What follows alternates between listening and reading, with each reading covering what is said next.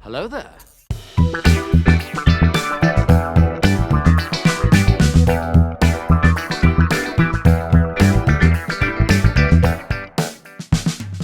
Hey everybody, hope you guys are doing well. Welcome back to the Fouch Facts YouTube channel. I know it's been a while since I posted a video and I apologize for that.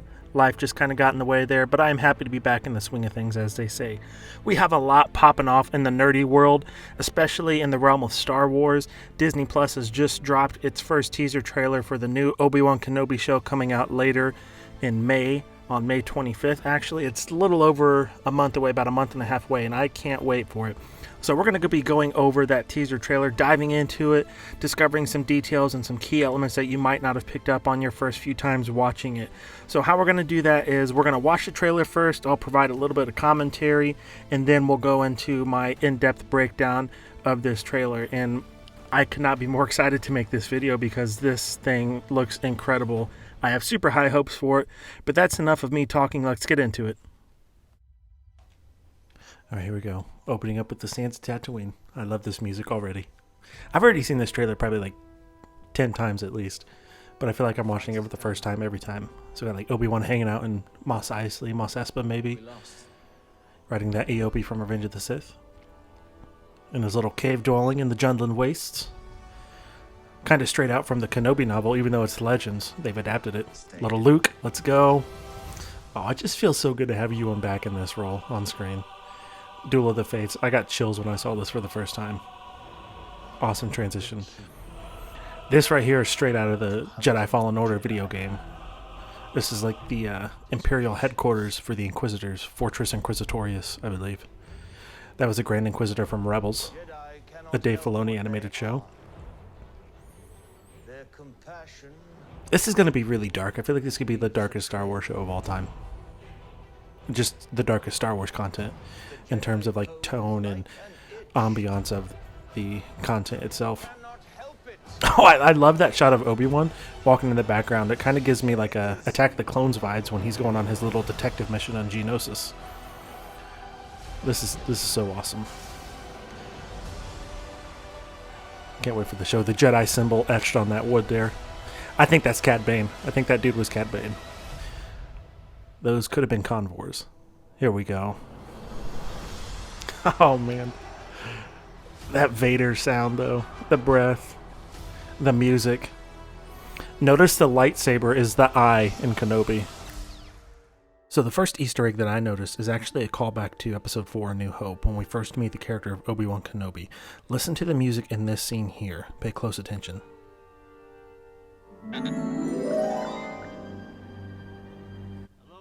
Now let's compare that to the music of the trailer as it opens up.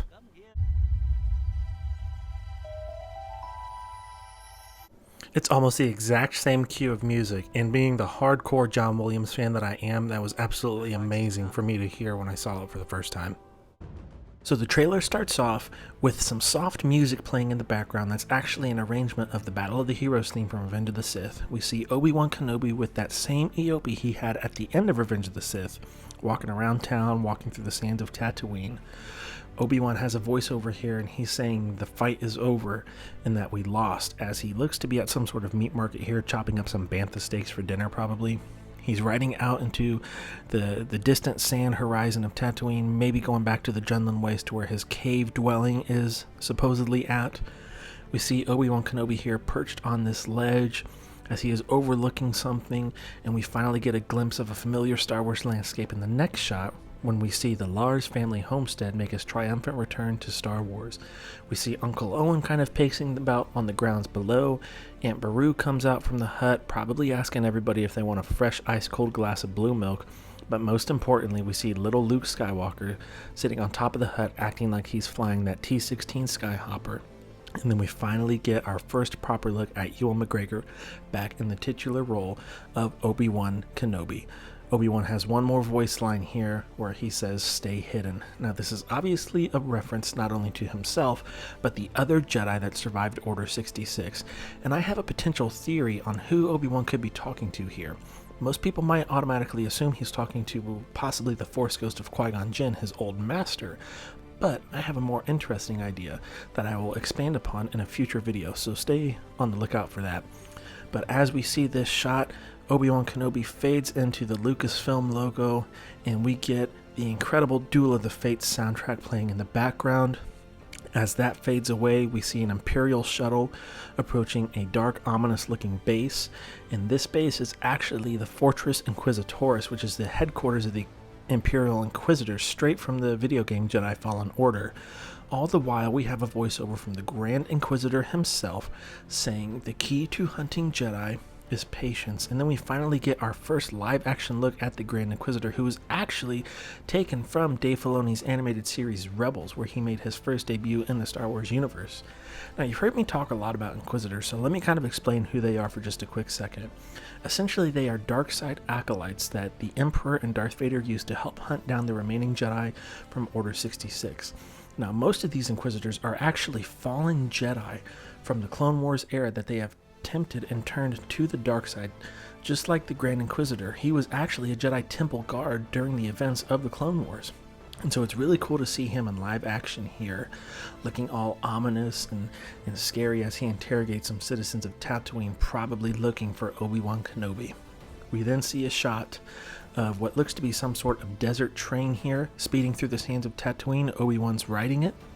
The Grand Inquisitor's dialogue continues as he says Jedi cannot help what they are. But let's go back to this shot really quick here. I think this speeder is probably approaching either Mos Eisley or Mos Espa, because you can see some sort of flight control tower in the background if you look hard enough. But then in the next shot, we see an interior view of Fortress Inquisitoris as 3 Inquisitors are meeting together with 2 original trilogy stormtroopers in the background. That's pretty cool to see, a little Easter egg there. In the next shot, we see some concerned looks on Tatooine citizens as they see a body suspended in air, as we hear more voiceover from the Grand Inquisitor saying their compassion leaves a trail. We get our first look at Moses Ingram's new Imperial Inquisitor named Reva in this show, created specifically for this show. We then get a look at Joel Edgerton as Uncle Owen, the same actor that played Owen in Episode 2 and Episode 3, so it's cool to see him back in his role, reprising that. Pretty neat.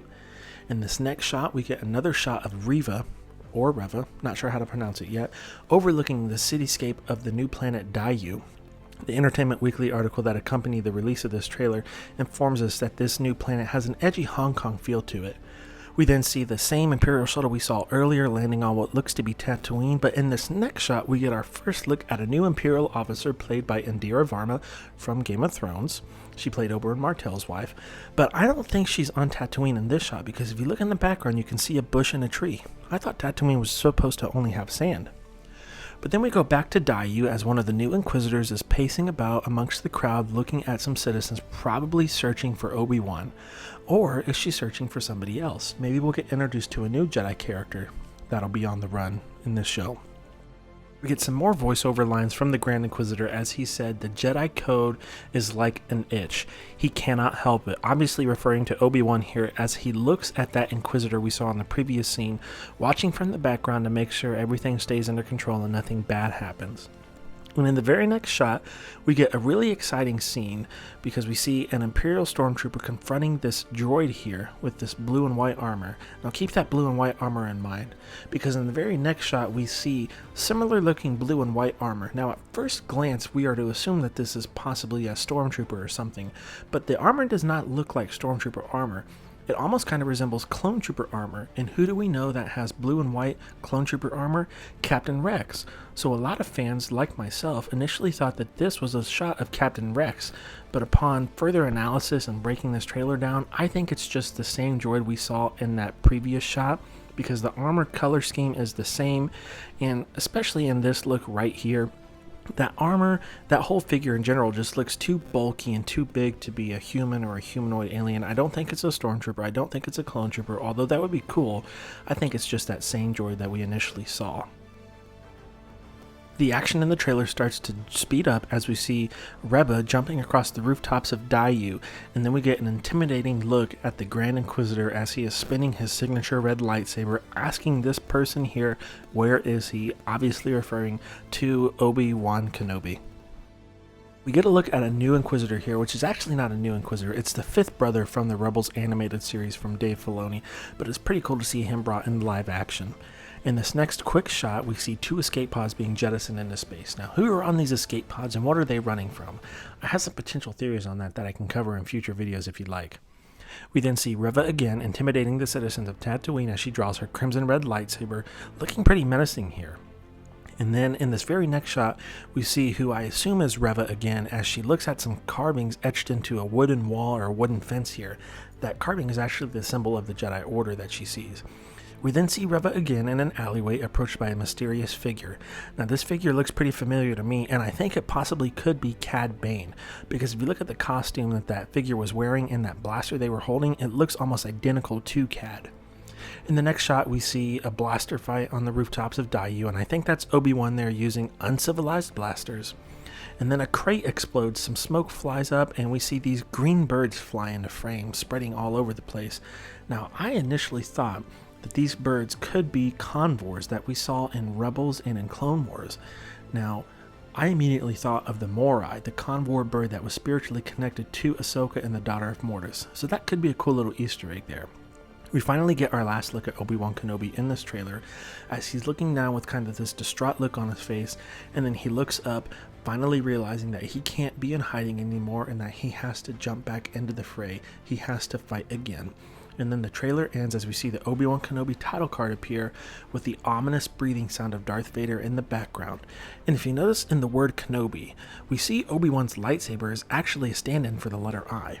But it was really cool to hear that sound of Darth Vader breathing, and that music that's playing in the background is actually from Revenge of the Sith, when Anakin is on Mustafar and he's crying over the things that he did. So it's really cool to know that Darth Vader is going to be in this show. We were promised the grudge match of the century by Kathy Kennedy, so we will be seeing Darth Vader fight Obi-Wan Kenobi again, and I cannot wait to see that because I think the best lightsaber fight we saw was in Revenge of the Sith.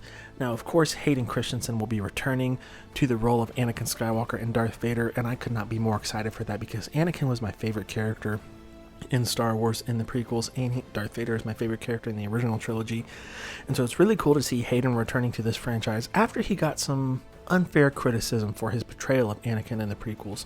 Can't wait to see him back. But thanks guys for watching. That just about does it for my breakdown of this Kenobi teaser trailer. I hope you enjoyed it, and if you did, please give me a like, give me that thumbs up on that video, comment down below what your favorite part of this trailer was, what your favorite part of my video was, and we'll see you in the next one. May the Force be with you.